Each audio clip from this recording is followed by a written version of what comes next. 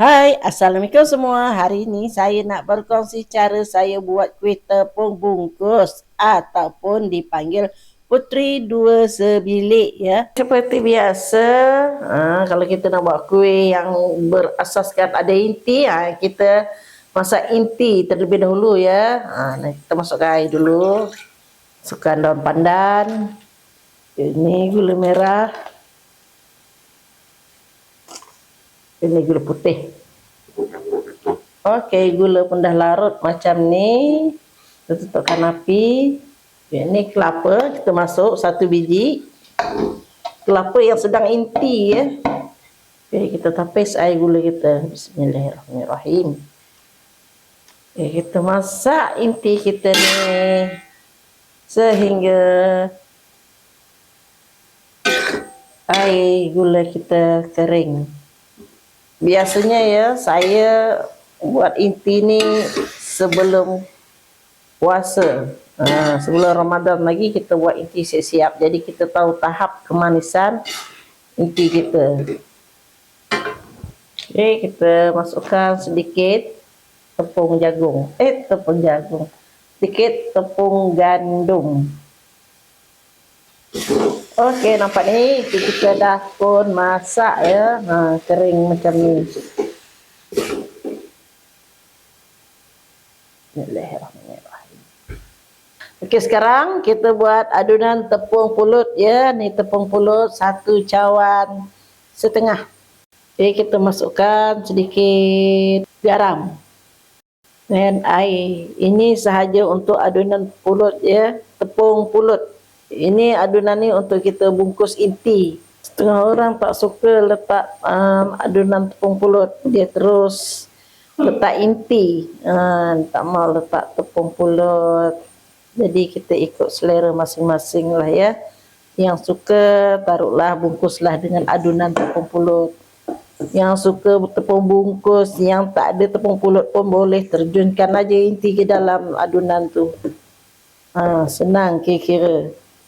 Okey, dah macam ni, macam kita buat kuih onde-onde. Ni. Adunan ni ya sama sahaja. Ni inti kita dah siap sejuk. Kita bulat-bulatkan dia. Sekarang yang ni buat macam buah Melaka, picit-picit macam ni. Tak inti dalam ni.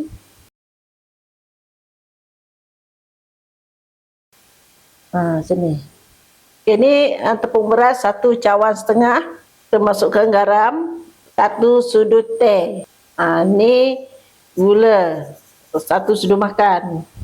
Ini santan 4 cawan setengah.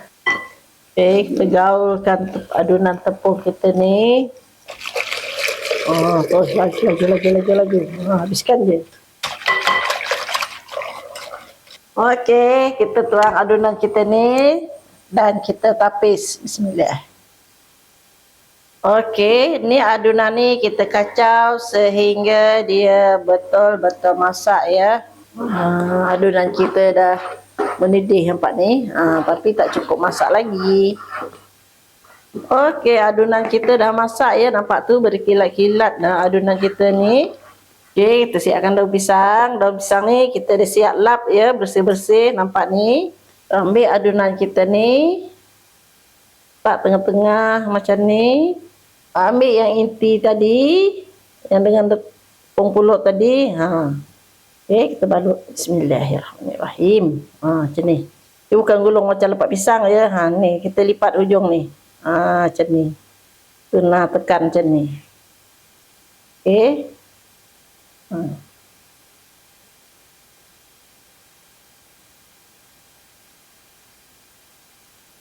Dah siap ya. Jom kita kukus selama 25 minit ya. Jom kita tengok kuih kita. Tu dia dah pun masak.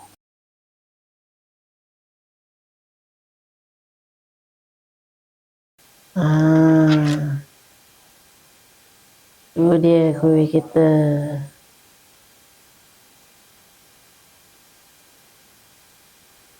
Dipanas lagi.